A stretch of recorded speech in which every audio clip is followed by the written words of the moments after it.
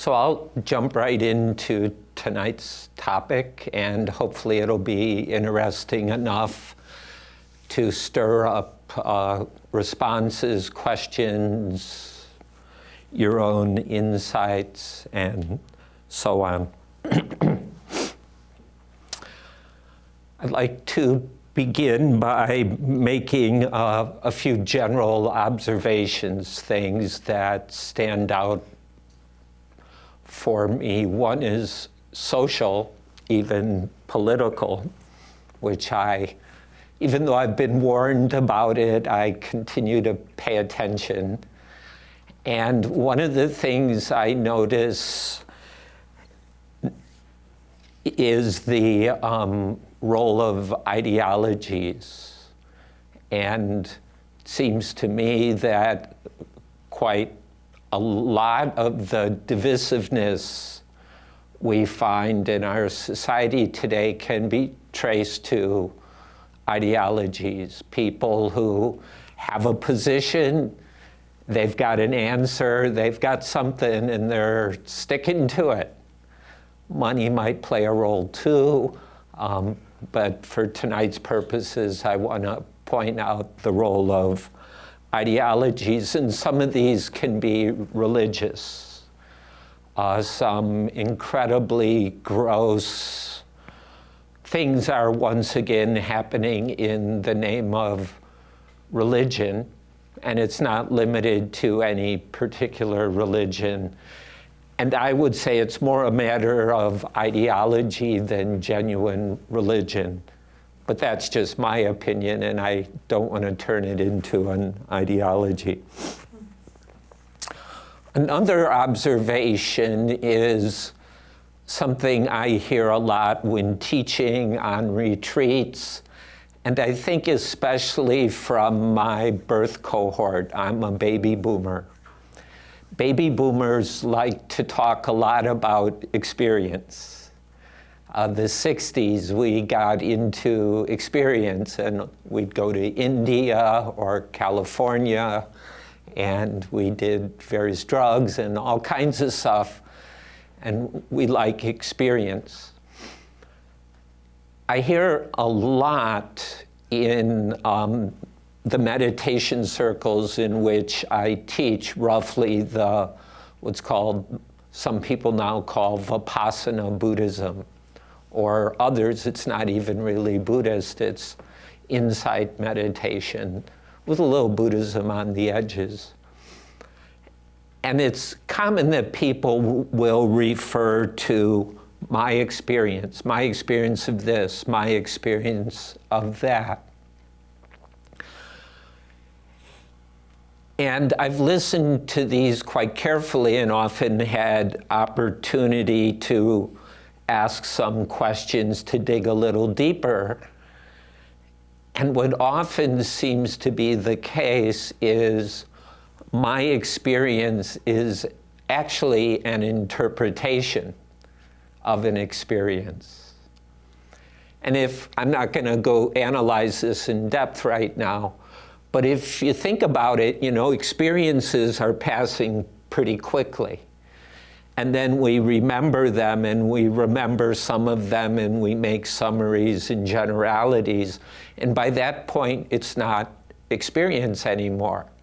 But we often say, in my experience.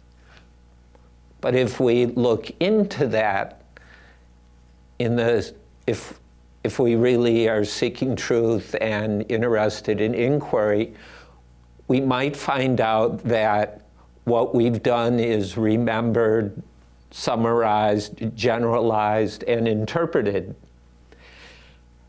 And therefore, in that process, we can drift quite a bit a ways from the actual experience that we're having constantly right now. There's experience happening, but what we think about the experience might be interpretation, probably is. And what goes into the interpretation, the perspectives, from which we interpret can have a big influence on what we report as my experience. As a meditation teacher, when people come to talk about their experience and their practice, it's often important to try to dig down to what actually happened. What we report, and I include myself, isn't always what actually happened. And often it's not possible to go back to what happened because it was a while ago. And what we've carried with us is a memory, a generalization, sometimes an abstraction, and some level of interpretation. So that's a second observation I wanted to make. A third is the explosion of scientific information. I don't follow this closely, but occasionally I'll read articles about the plethora of scientific journals, which also cost a huge amount of money, like $20,000, $30,000 a year for a subscription, so nobody can afford them. So I don't know who reads them, but that's beside the point.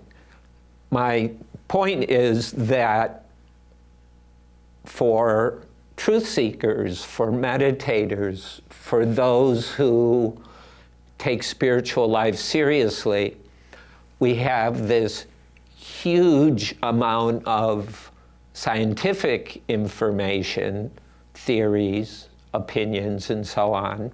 Plus there's the scientism we'll get in mainstream media.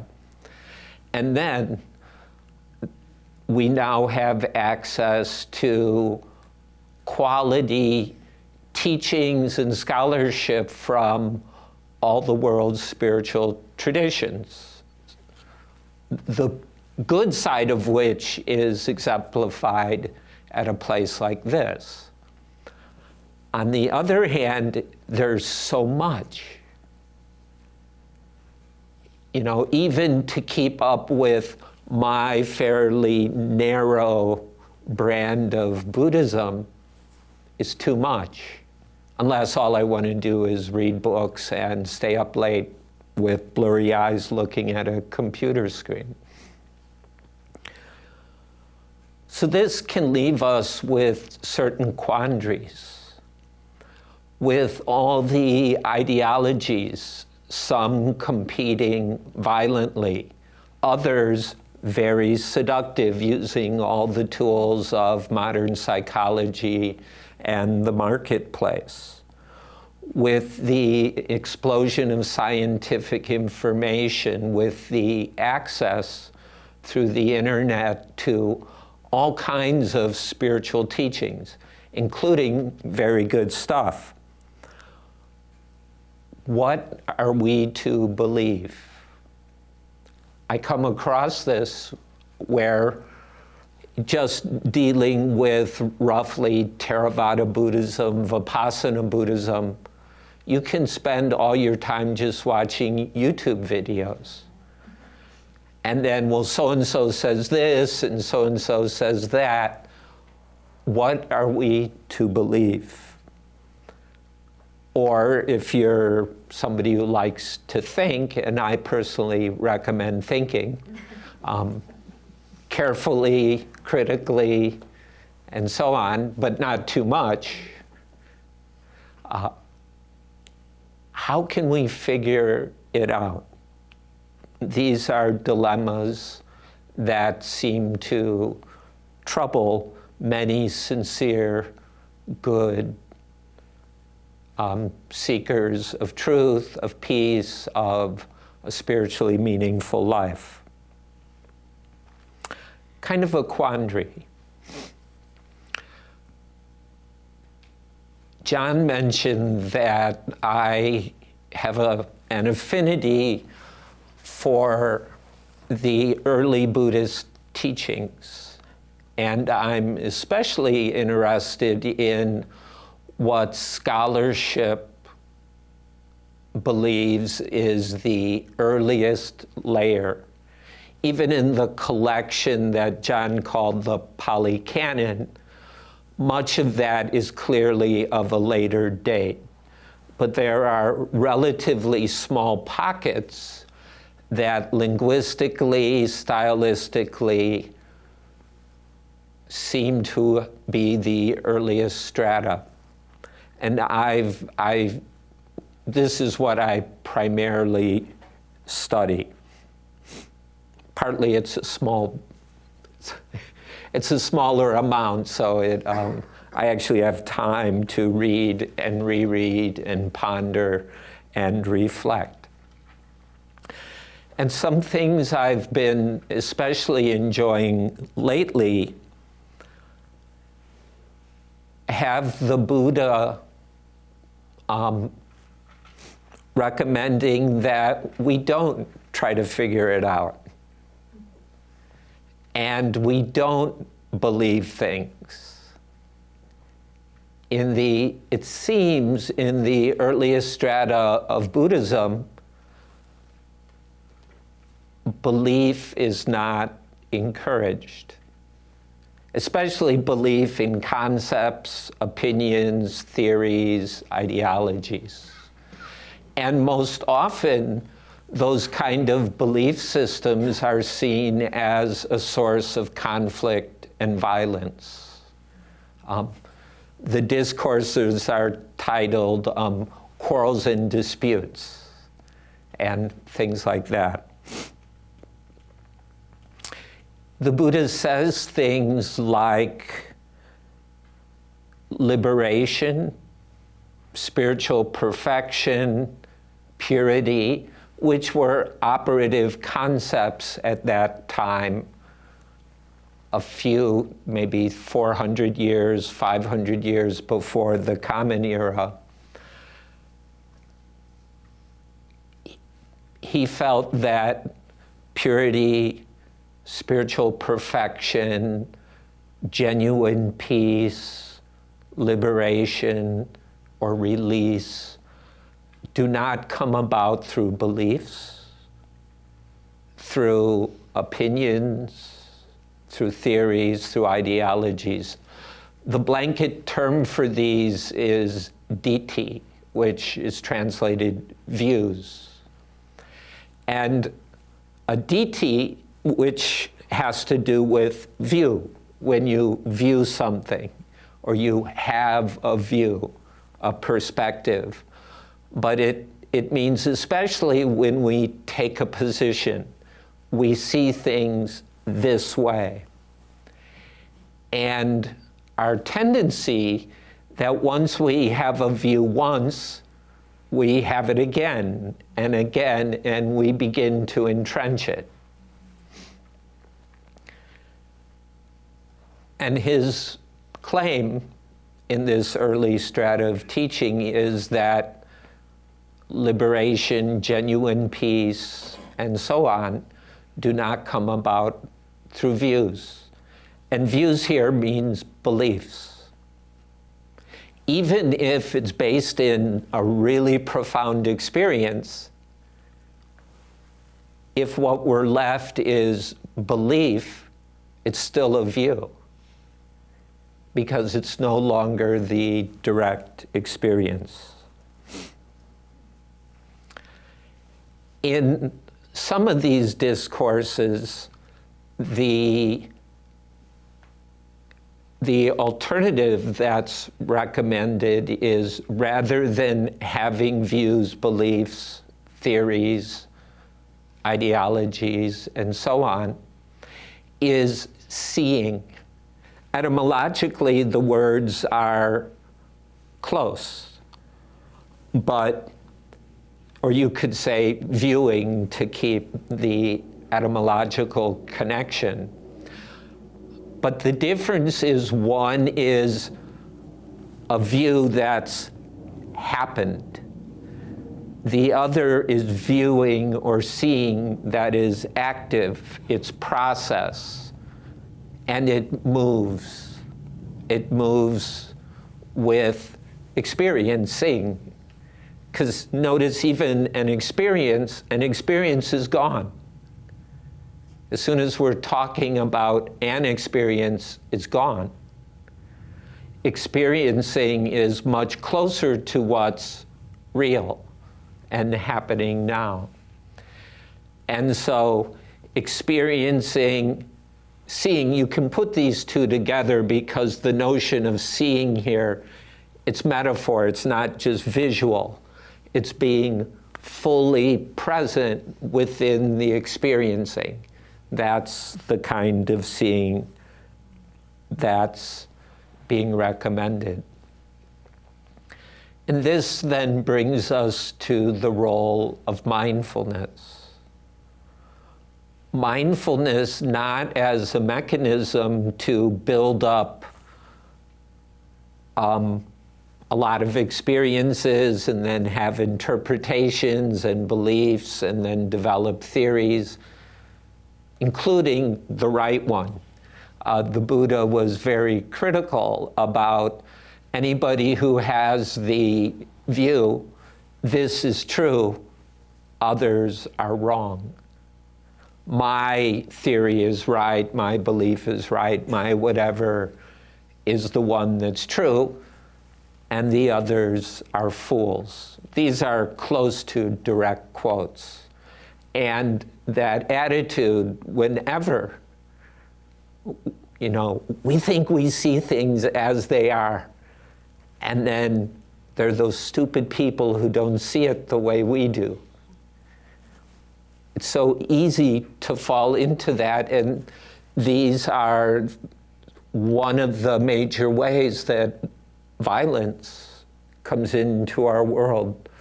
Those people don't believe the right thing. Cut off their heads. In America, we don't do that, but we still put people in jail. I'm not going to go off into another topic, though.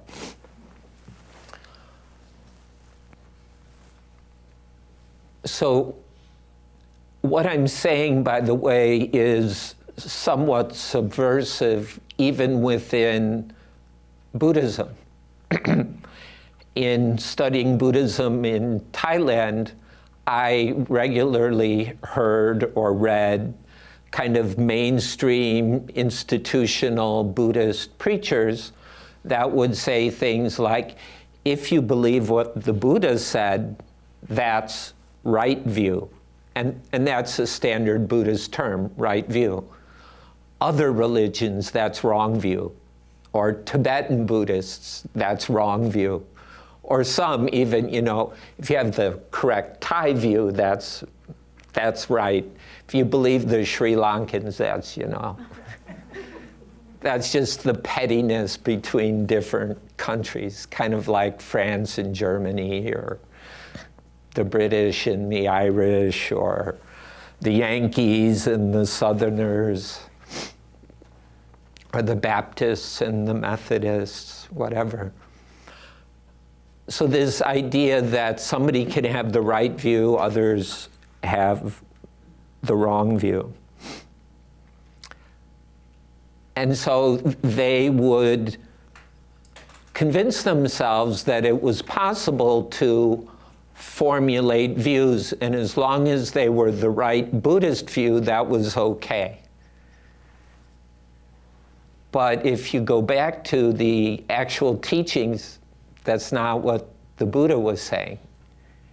Even if you take the Buddha's teachings and form a view out of it, it might have some provisional benefit, but in itself won't liberate us from suffering, from egoism, from greed, from hatred, from fear, from delusion. Because his teaching wasn't about forming views. Now, he had nothing against listening to wise people. That was recommended, but not to develop beliefs and views, but to get pointers in how to look and see. The teachings are for the purpose of learning how to do sustained looking, which in English we call contemplative practice, meditation, even certain forms of prayer.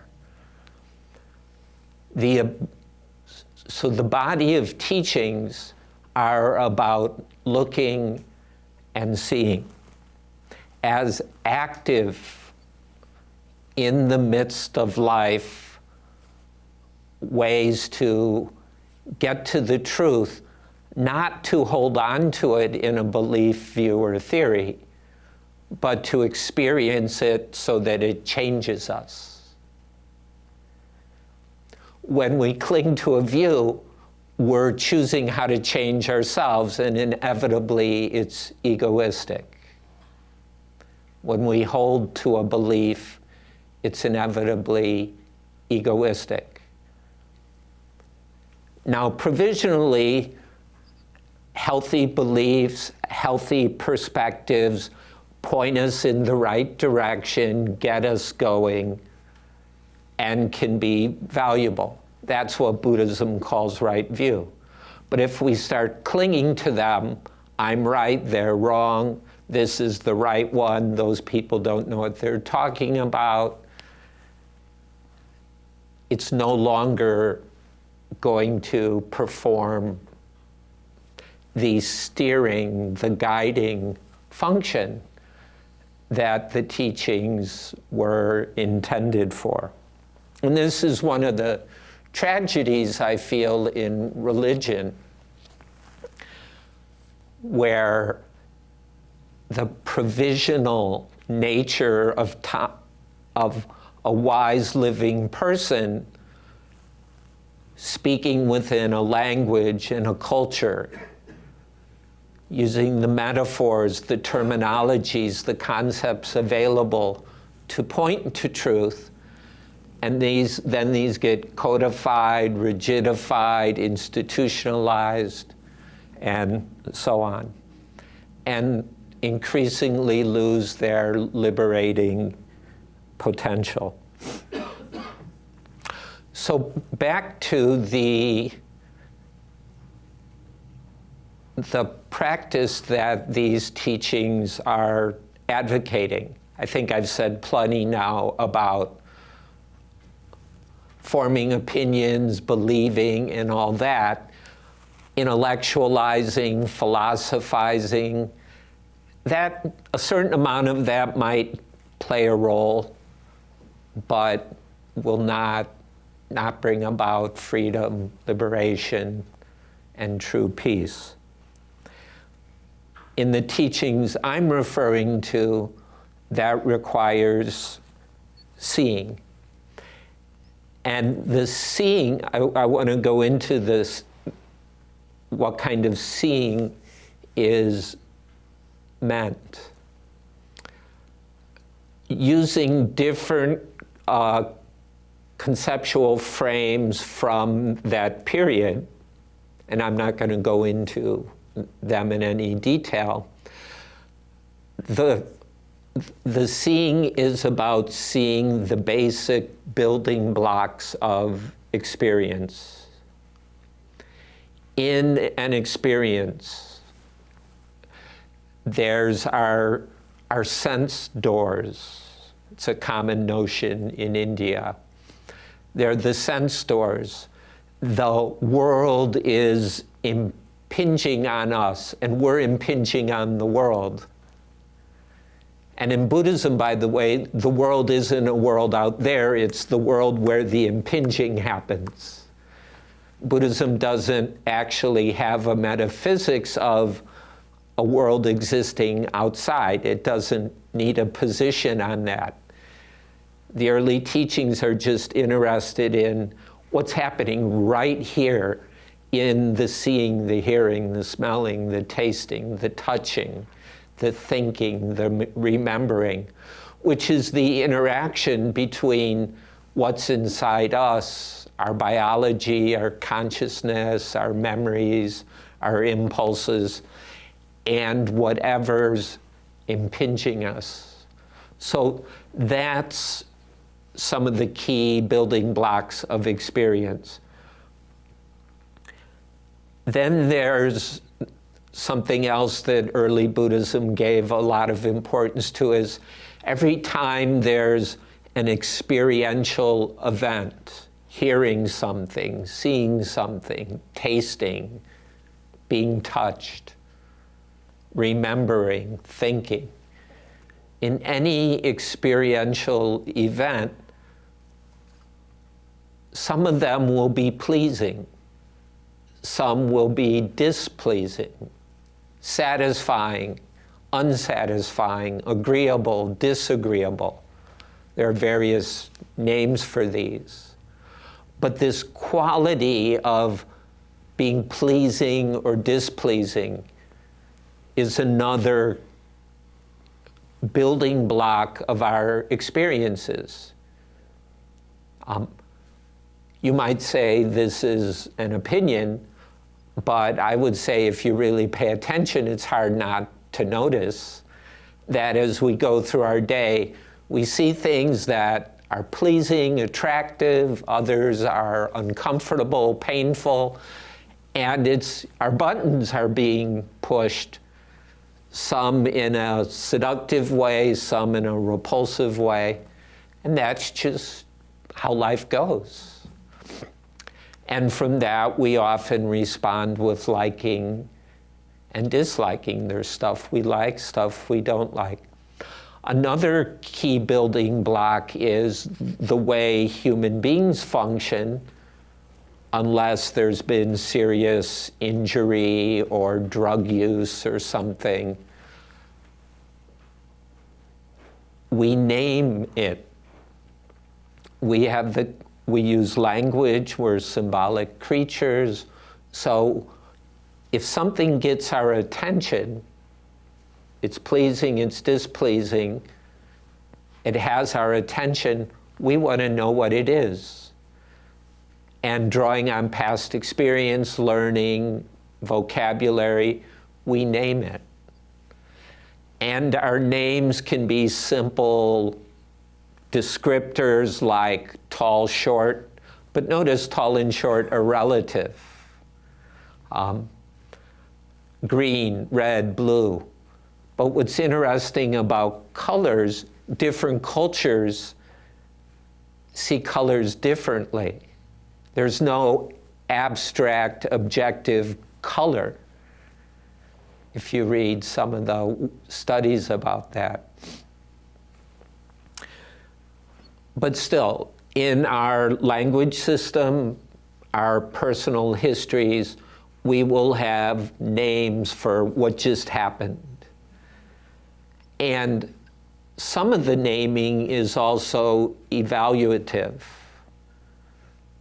There's stuff the simplest name is good and bad, which we use a lot. That was good, that was bad, or now it's awesome. And do we say horrendous? And somebody does something we don't like, we call them a terrorist or whatever. I hate you. But it boils down to basically we have our evaluations. And good and bad is kind of one of the basic ones. That's other building blocks of our experience. Some of these are primarily coming from inside. And then we have our reactions. We react somewhat based in biology, somewhat based in habits that we've built up, influenced by childhood, by family of origin, by culture, profession, gender, and many other things. These are some of the key building blocks as I understand them. The seeing is to see these building blocks as they happen. A key term in the teachings about seeing that appears over and over again is to see, let's go back to the basic sense impingement, the sense impact. A sound gets our attention. To see that, to see it coming into being, which is fairly quick, and to see it pass away. That's what we can experience. A sound happening, you know, it peaks, and then it dissipates. Thoughts really quick, they come, they go. That can be experienced. A thought, a memory, a sound, seeing something. Some might last a while, some might happen very quickly. Early Buddhism had a loose framework. Later Buddhism got really intellectual and came up with these notions of itty-bitty little mind moments, and they would count how many mind moments something would take. Nobody experienced that. They were just sitting in a room thinking too much. But we can watch these building blocks of our daily experience come and go.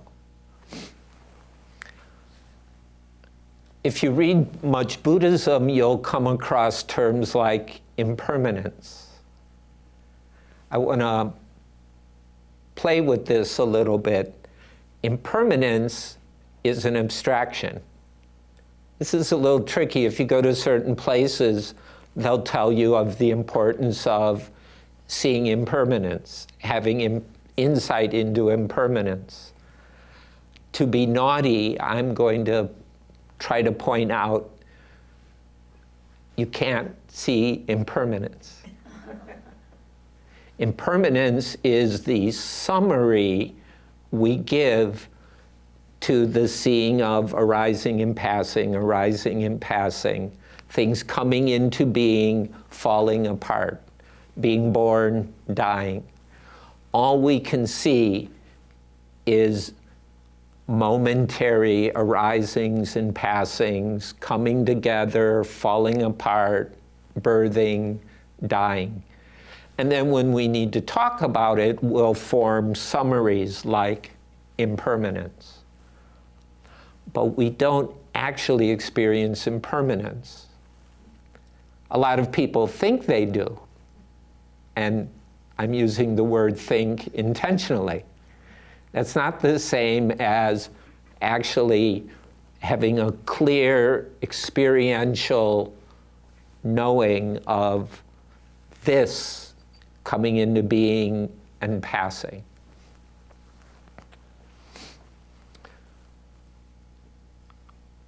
That more or less covers what the seeing is about. Buddhist tradition has listed the insights that happen through this seeing. But I don't want to get into that because the key part is the seeing. And I've become more wary of focusing on the insights we're supposed to have. Because if you're supposed to have them, that sets up certain egoistic habits. For the seeing, certain things are required, it seems. One is careful attention. Just the description I've been giving, the arising and passing away of these things, it happens fairly quickly. Sounds, like right here, sounds are happening, you're seeing things, you might feel your body in your chair, you might be scratching your chin, you might be remembering something you have to pick up on your way home, or you got to do before you go to bed, or you're thinking this guy's an idiot, or oh, this is really great, whatever. all these things are going on pretty quickly. So to actually see it as it's happening requires really paying attention. It requires sustained paying attention, not just once in a while. Even though once in a while is better than nothing. There's one place where the Buddha said, seeing impermanence for a finger snap is worth something like much more than a mountain-sized pile of merit making. I don't remember the second part, but it's a finger snap. If you see clearly something happening and dissolving, that's worth all the good deeds in conventional religion.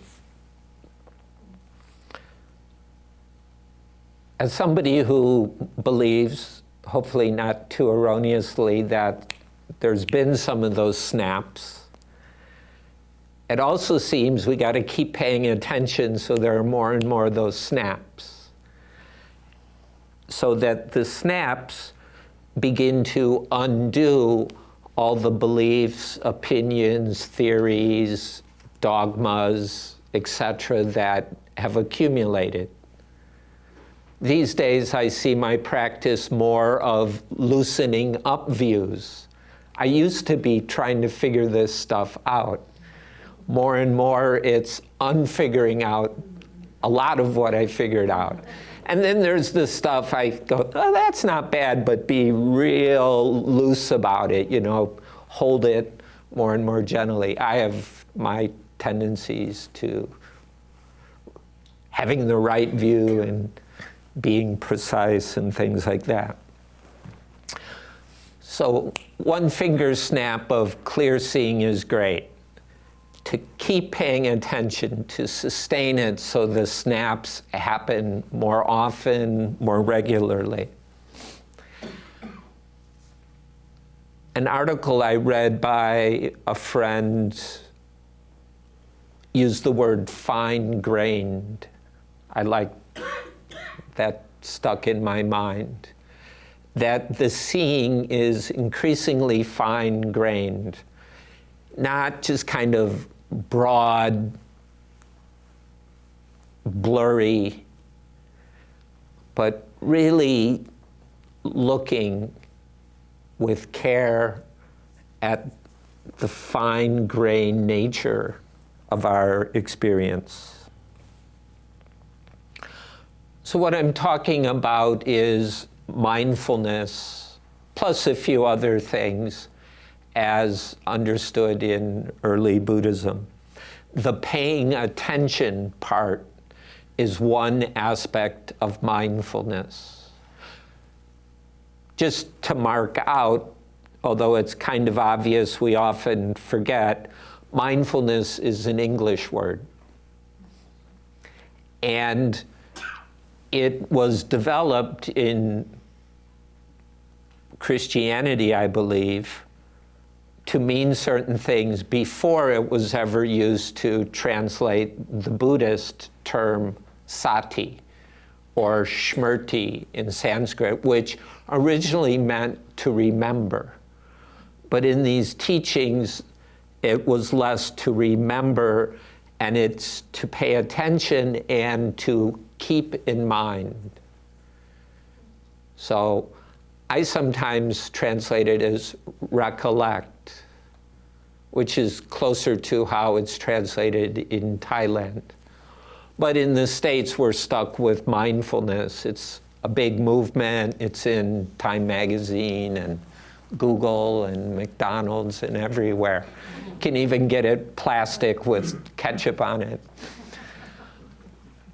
But the mindfulness, instead of having a position on it, it's the practice of careful, sustained, fine-grained paying attention and keeping things in mind enough to see clearly.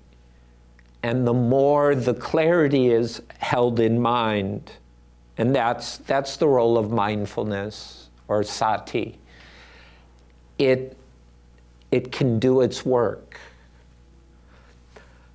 Our usual ego consciousness thinks, I'm going to do the work. Whoever, whatever that is, it's an illusion anyway, but it's one that keeps confusing us.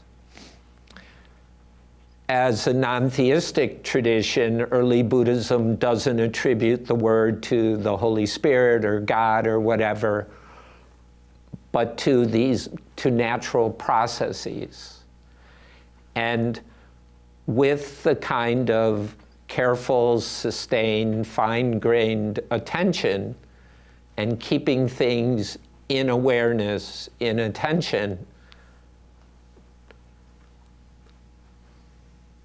stuck things begin to loosen up and dissolve, and then space is allowed for healthy virtues that further foster liberation. And this can happen without beliefs, opinions, and views.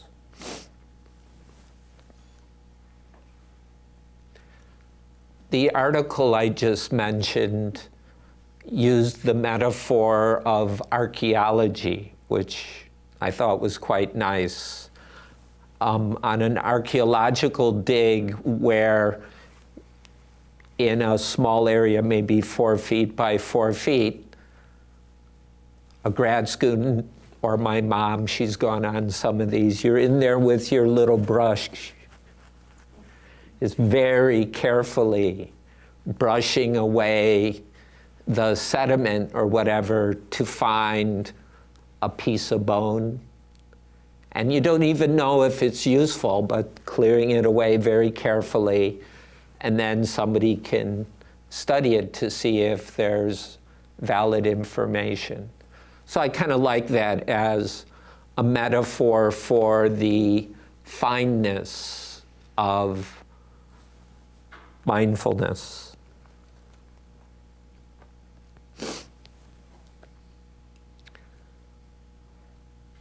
For this to operate, it requires some support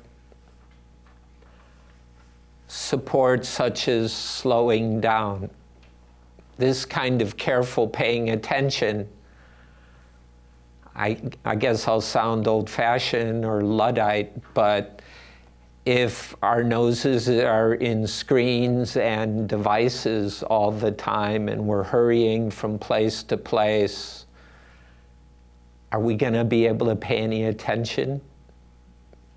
We maybe are paying a lot of attention to whatever's on the screen, but are we paying attention to our own experience?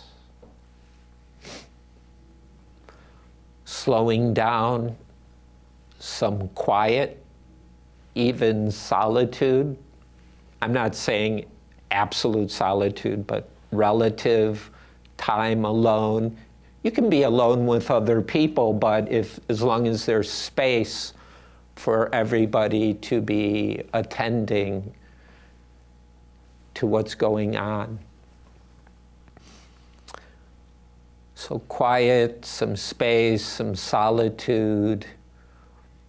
I would say working for social conditions that are nonviolent and non-exploitative, which it's going to take a while. The current social structure doesn't make it easy for people. Some of us are lucky or privileged or whatever, or we worked real hard for 60 years and now we've got some time. But trying to work for a more peaceful, healthy society where more and more people have this space. They're not confronted by racism or sexism or classism or those kinds of things. Another thing I'd like to make a plug for is single tasking. That's my current way to express what's often translated concentration.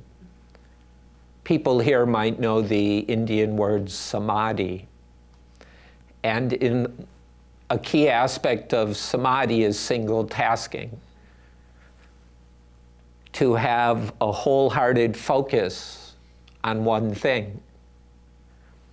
The psychological studies are clear enough. Multitasking is an illusion. It's a way to manipulate, keep people off balance, get them to make bad decisions. And boy, did people fall for that. You know, I'm going to be productive, I'm going to be cool by multitasking. To the extent that mothers then had to start arguing, well, mothers are the ultimate multitaskers. But I'll bet you good mothers were serial single taskers.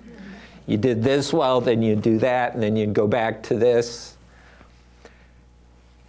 Samadhi doesn't mean you focus on one thing forever.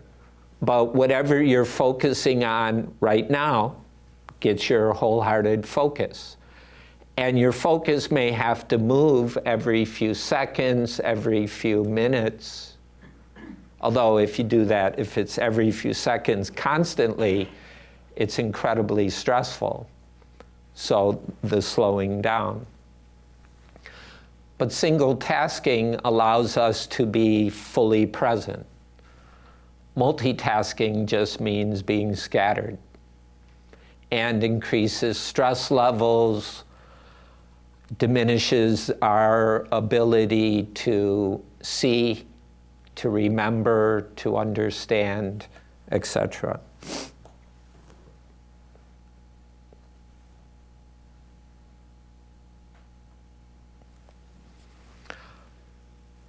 So these are my reflections on seeing clearly. We could bring out the lists that describe the fruits of seeing clearly, but to me those aren't nearly as important as the practices that facilitate and foster seeing clearly. And what's great about seeing clearly, everybody has the capacity. All we have to do is be alive and a relatively stable, balanced human being. And just use the capacities that nature, God, the universe gave us. That's all we need to do it. And it's, again, through paying attention carefully, sustained, or at least regular, and as fine-grained as we're able. Then, from that seeing clearly, purity, liberation, the more profound spiritual meanings can arise. So I really liked what you were saying about seeing. Two comments. One, I think view and interpretation snuck into some of your definition of seeing. It's probably inevitable. And the other thing, the program to improve seeing, also a viewpoint and interpretation. Mm-hmm. Could you be more specific? If I remember correctly, your description of what you'll see when you're seeing, like for example, arising and and falling of ideas, that's not quite accurate. Sometimes that happens. Sometimes arising happens. Sometimes nothing. There's no arising. And some of the other things that most people experience, for example, when interpretation comes in automatically, that sometimes happens, sometimes it doesn't happen. So that's what I meant by, I guess you have to give some or consideration of what to look for, but as little as possible, I think, is the best thing. See what you see, and then on these heuristics on how you could have more successful seeing occur. I think they work for some people. Other things work for other people. Mm-hmm. Yeah, I won't argue with that. Part of it is paying enough attention to see what works, what doesn't work. My wife and I debate that a lot. And yeah, I was still speaking from Buddhist frames, especially early Buddhist ones, which I feel or think or believe are really helpful. But one need not be limited to those or take them overly seriously. And they're meant as starters more than a completely accurate description, which unfortunately Buddhist tradition sometimes claims that this is how it is. And maybe not. It's how it is sometimes. Mm-hmm. And it's up to each of us to really keep looking, because even if we think we're seeing it, keep looking. My question is about seeing, and it seems that if we're talking about seeing in an absolute sense, I think that when I'm seeing something, experiencing something, that I'm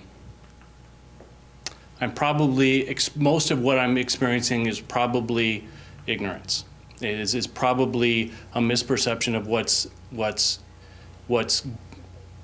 what is actually happening in an absolute sense. And while I may experience those snaps that you mentioned occasionally and have a feeling of clarity, I think that I'm largely experiencing things not as they are in an absolute sense. And then my question is, what can I learn, what can we learn from observing not only those moments of clarity, but also of our perceptions of things as they're happening, and what that says about our practice and about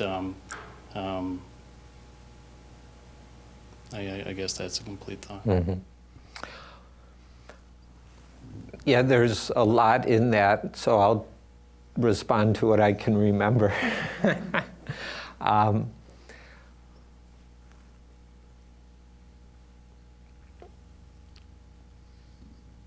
I don't even know if there's any absolute clarity. Not having it to be able to say that there is some absolute.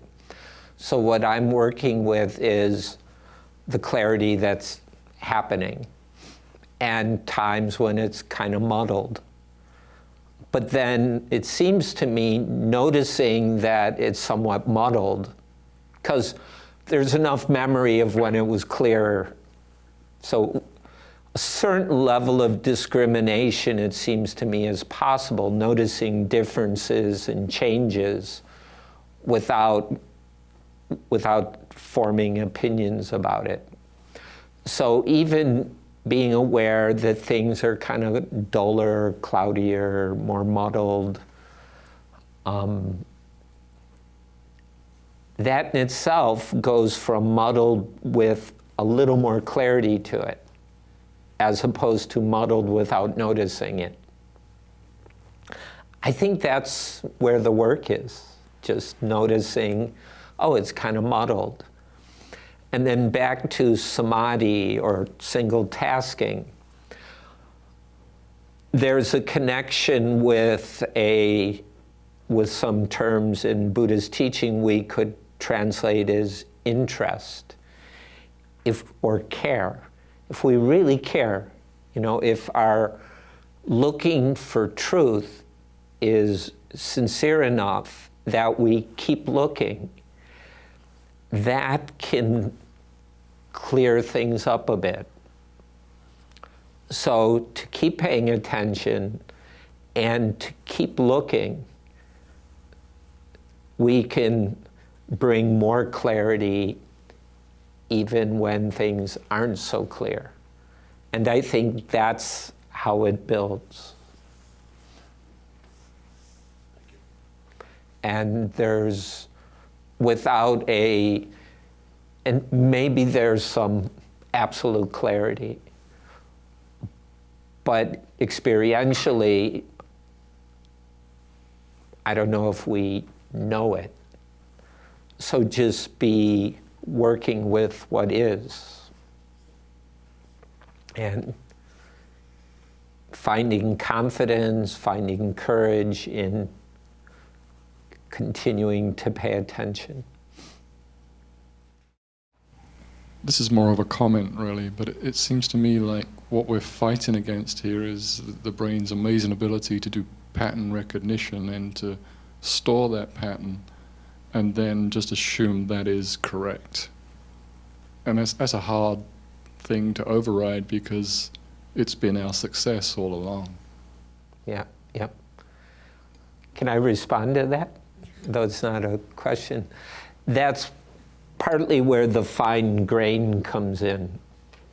That the notion of chaos can help. The difference between a chaotic system and a mechanical system is the pattern in a mechanical system. There's very little variation. But life, and this is one of the beauties of meditation based in breathing. Healthy breathing is chaotic. It's not mechanical. There's inbuilt unpredictability in variation. So and life's got that. So if our paying attention is fine-grained enough, we start to see what we now call chaos. That all these systems, like the heartbeat, the breathing, are chaotic.